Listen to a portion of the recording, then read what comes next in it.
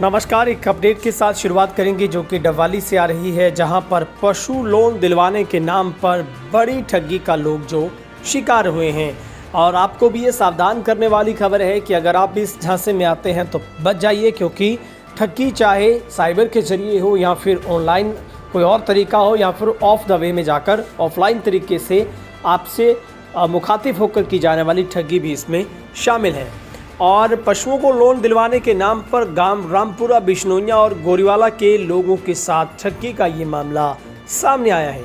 ग्रामीणों ने पुलिस में शिकायत दर्ज करवाई है और ठग है जो ठगी करने वाला वो इसी आसपास के इलाके के गांव चोरमार का बताया जा रहा है। शिकायतकर्ता बंसीलाल के मुताबिक आरोपित 5 जून को गांव रामपुरा बिश्नोइया में आया था। आरोपित ने बताया कि वो भेड़, बकरी, गाय, भैंस आदि पशुओं का लोन दिलवाने का काम करता है। उसने लोन लेने से पहले 1250 रुपये नकद मांगे। उसके कहने पर आसपास के लोगों को सूचना दी गई। गांव गोरीवाला से कुछ लोग लोन लेने के लिए गांव रामपुरा बिश्नोइया में आ गए थे।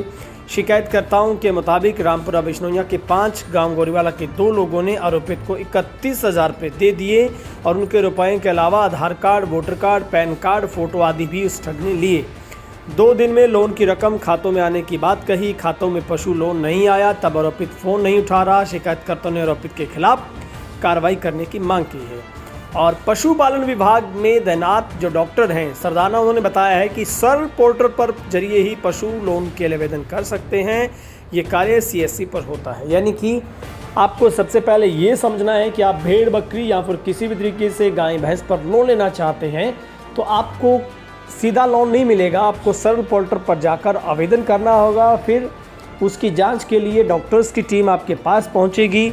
फिर आपको जांचा परखा जाएगा। फिर उसके बाद डॉक्यूमेंटेशन की पूरी प्रक्रिया बैंक में होगी। और इस तरीके से तो मुमकिन ही नहीं है कि कोई सीधा व्यक्ति आपके पास आए और कहे कि मैं आपको लोन दिलवा दूंगा। ये सरासर झूठ और ठगी का एक प्रारूप है। ऐसे में आप सब लोगों को खुद ही जागरूक होना होगा और इन लोगों के खिलाफ शिकायत करनी होगी। तो रामपुरा, बिश्नोइया और गोरीवाला के 7 लोगों के साथ ये ठगी हुई है।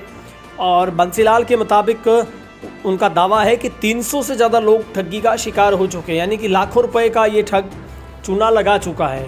जानकारी उन्होंने जुटाई तो पता चला कि उसका कोई स्थायी ठिकाना नहीं है। वो काफ़ी समय से इलाके में सक्रिय है। गंगा, लकड़ावाली, बिश्नोइया, ओढ़ा, गोरीवाला तमाम जो गाँव से 300 से ज़्यादा लोगों को उसने शिकार बनाया है। कुछ लोग तो आरोपित के घर से कूलर तक उठा लाए। आरोपियों की पिटाई भी कर चुके हैं आरोपितों की, लेकिन इसके बावजूद भी ठगी करने से बाज नहीं आ रहा वो।